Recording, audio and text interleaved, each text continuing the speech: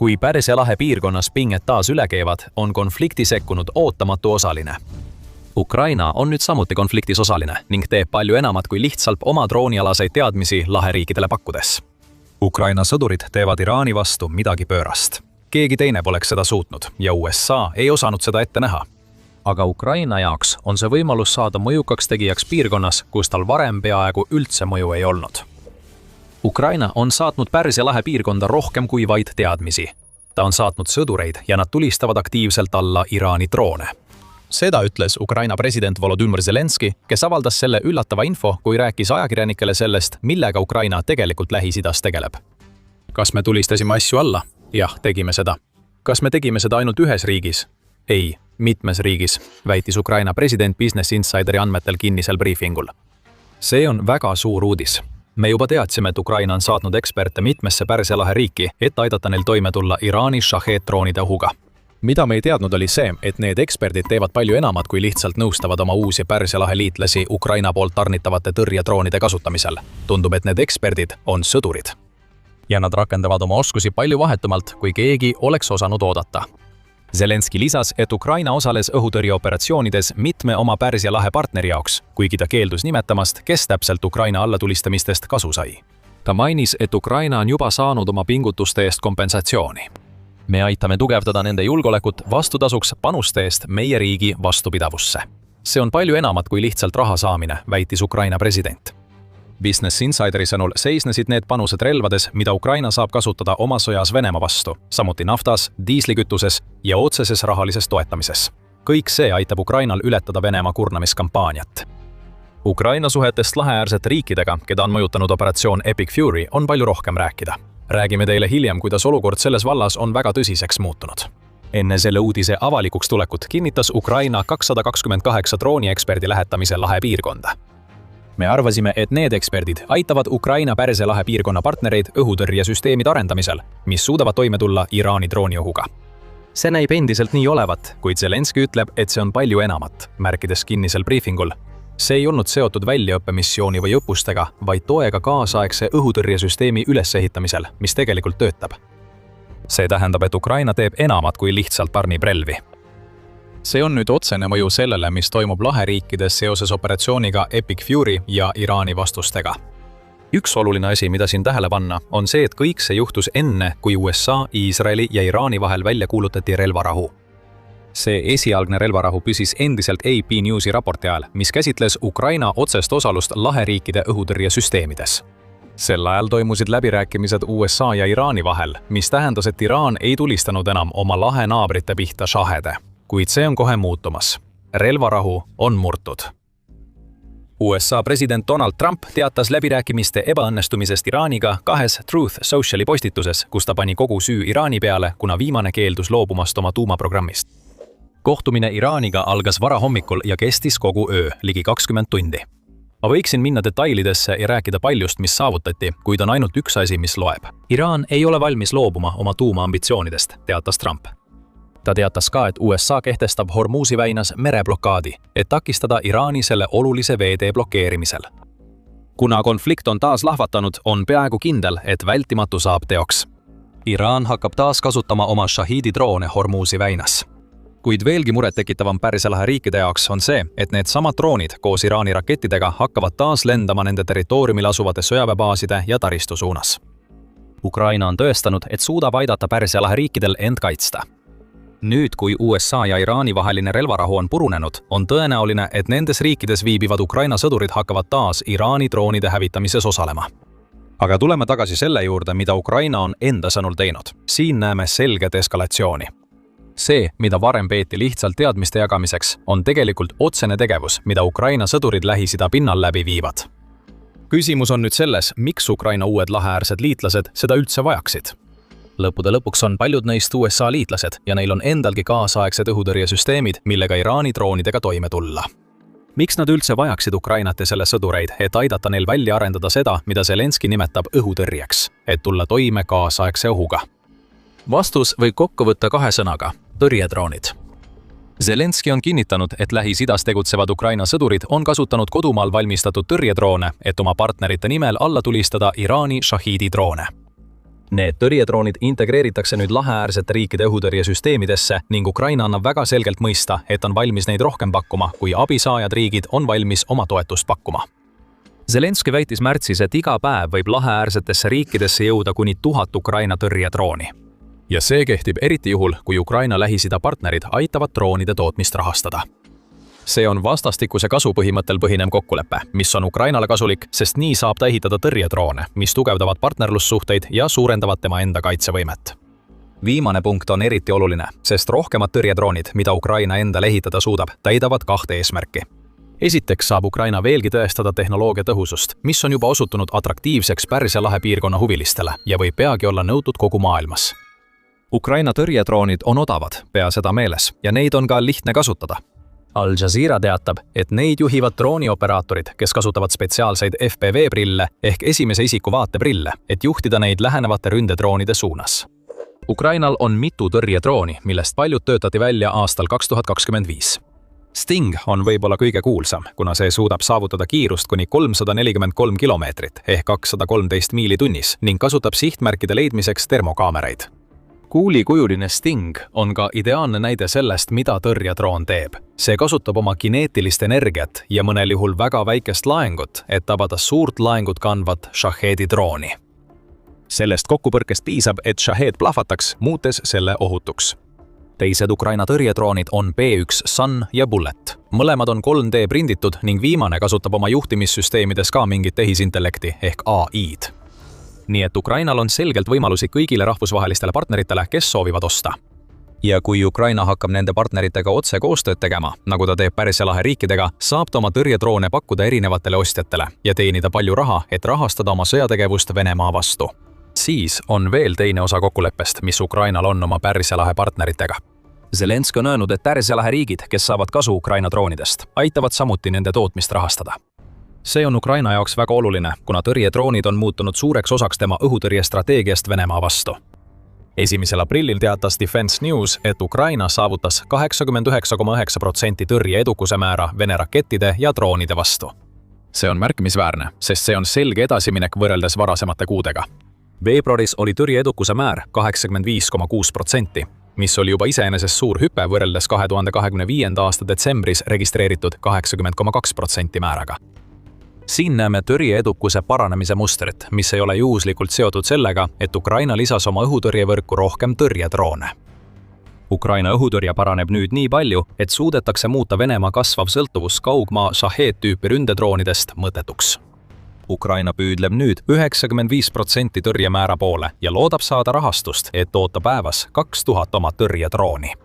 Sõdurite saatmine Pärsia lahe piirkonda nende droonide tõhususe demonstreerimiseks on selleks suurepärane viis.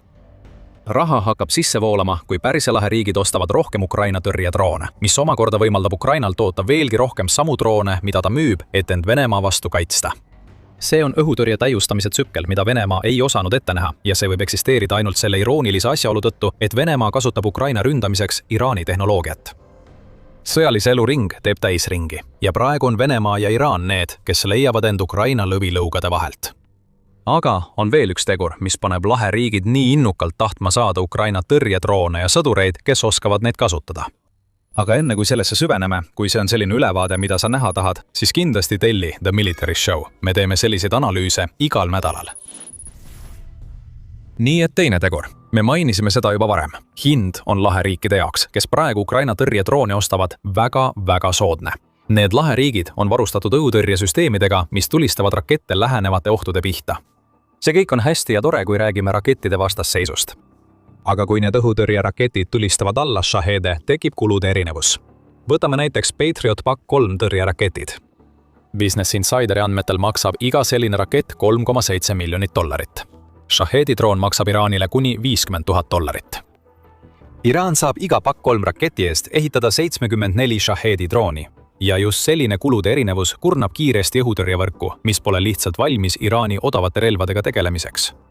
Ilmselge vastus on vastata veel odavama lahendusega. Ja siin tulevadki mängu Ukraina tõrjedroonid ning eksperdid, kes neid Pärsia lahes kasutavad.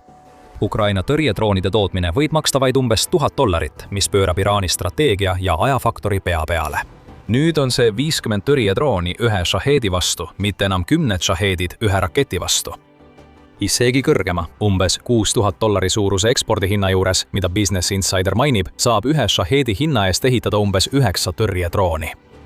Ukraina Pärsia lahe partnerid on läinud raha põletamiselt üle Shahidide tõhusale ja kuluefektiivsele hävitamisele. Ja et võtta kenasti kokku, Ukraina kasvavad Pärsia lahe partnerlussuhted on tänased tõrjedroonid alles alguspunkt. 9. aprillil avaldas Kyiv Post, et Vene allikad väidavad nüüd, et Ukraina on välja töötanud uue strateegia oma FPV droonide lennuulatuse suurendamiseks. Väljaande sõnul varustatakse neid droone nüüd tiibadega, et luua tõrjedroonid, mis suudavad rünnata Vene lennukeid ja muid sihtmärke suuremal kaugusel. Ukraina ei puhka oma loorberitel tõrjedroonide arendamisel. Nad muudavad need tugevamaks ja veelgi muljetavaldavamaks, millest võivad kasu saada ka Pärsia lahe riigid, kes Ukrainaga koostööd teevad. Nii et meil on selles loos 2 osa. Üks käsitleb suuresti seda, mida me juba teadsime Ukraina tegevusest Pärsia lahe piirkonnas. Tõrjedroonid saabuvad suurtes kogustes ja neid kasutatakse Iraani Shahidide allatulistamiseks, enne kui need jõuavad kahju tekitada. Teine osa on see, et Ukraina eksperdid ei anna lihtsalt nõu, vaid nad on ise aktiivselt kaasatud. Nad hävitavad Iraani Shahideid oma Pärsia lahe partnerite heaks, mis on väga teadlik samm Ukraina positsiooni tugevdamiseks Lähis-Idas. See samm vihastab kindlasti ka Iraani. Sellest räägime kohe. Ukraina jaoks on see paljastanud nende väga aktiivse rolli lahe piirkonnas, sest nad võivad nende suhete arendamisest selles piirkonnas tohutult võita. Märtsi lõpus teatas Ukraina, et on sõlminud 10-aastased kaitsepartnerlused 3 Pärsia lahe riigiga pärast Volodõmõr Zelenski ringreisi Lähis-Idas, mis hõlmas Katari, Jordaaniat, Saudi Araabiat ja Araabia Ühendemiraate ehk AÜE-d. Neist 4 sõlmisid 10-aastased kaitselepingud kõik peale Jordaania. See annab meile ka vihje, kus Ukraina tõrjedroonid praegu töötavad. Volodõmõr Zelenski ei pruugi soovida riikide nimesid avalikustada, kuid 3 kaitselepingut viitavad üsna selgelt, et tegemist on kas Katari, Saudi Araabia või Araabia Ühendemiraatidega või võib-olla isegi kõigiga neist. Volodõmõr Zelenski avaldab, et nende partnerluste raames teeb Ukraina rohkemat kui ainult tõrjedroonide pakkumine. Mitte ainult tõrjed. Mitte ainult tõrjedroonid, vaid ka kaitseliinid, tarkvara, elektroonilise sõjapidamise süsteemid ja nii edasi. Teisisõnu, me läheneme sellele süsteemselt, väitis Ukraina president neid kokkuleppeid arutades. Vastu saab Ukraina kütust, energiaressursse, relvi ja raha, mida me juba mainisime. Kuid lisaks saab Ukraina midagi, mis võib pikas perspektiivis osutuda isegi olulisemaks kui kõik need 4 asja kokku. Mõjuvõimu Lähis-Idas. Ukraina on läbi viimas märkimisväärset muutust, mis tõenäoliselt poleks kunagi päevakorda tulnud, kui Putin poleks teinud rumalat otsust tungida Ukraina territooriumile üle 4 aasta tagasi. Oleme näinud seda muutust toimumas reaalajas. Ukraina on muutunud vähetähtsast tegijast, eriti Lähis-Ida piirkondades, riigiks, mis vajas lääneliitlaste toetust, et ellu jääda Venemaa esialgse rünnaku ajal. See toetus saabus ja võimaldas Ukrainal tugevdada oma positsiooni Euroopas ja kollektiivses läänes. Mõju kasvas. Kuna Ukraina sõda kestis mitu aastat, on Ukraina arendanud välja kodumaise kaitsetööstuse, mida paljud teised riigid kadestavad. Jah, nad saavad endiselt toetust, kuid nad on samas kehtestanud end globaalse liidrina droonide valdkonnas. Selle arenduse kaudu on Ukraina avanud ukse partnerlustele, nagu need, mida me praegu Lähis-Idas näeme. Riik, mis kunagi oli abisaaja, on nüüd pakkuja ja Ukraina viib selle muutuse lõpule ajal, mil Venemaa mõju nendes piirkondades, kus Ukraina mõju kasvab, on hääbumas. Lähis-Idas seisab Putin silmitsi võimalusega kaotada Iraan partnerina, kuigi palju sõltub operatsiooni Operation Epic Fury tulemusest. Ta on kindlasti kaotanud kogu mõju, mis tal võis olla teistes Pärsia lahe riikides, mida Iraan praegu sihikule võtab. Putin on kaotanud oma mõju ka Süürias ning Euroopa selgid mees, kes üritab tervet mandrit hirmutada nüüd pealt, kuidas enamik selle mandri riike mõistab nüüd ohtu, mida ta kujutab. Atlantic Council märgib, et mitmed NATO riigid pöörduvad nüüd Ukraina poole, et parandada omaenda kaitsevõimet Venemaa sõjamasina vastu. Kes teab, võib-olla hakkame nägema Ukraina droonitõrjeoperaatorite poolt Vene Shahed-tüüpi droonide allatulistamist sellistes kohtades nagu Poola ja Rumeenia, täpselt nagu me näeme seda Pärsia lahes. Siis on veel Ameerika Ühendriigid. Võib öelda, et Ukraina suhe USA-ga on viimase aasta jooksul olnud keeruline, kohati isegi pingeline.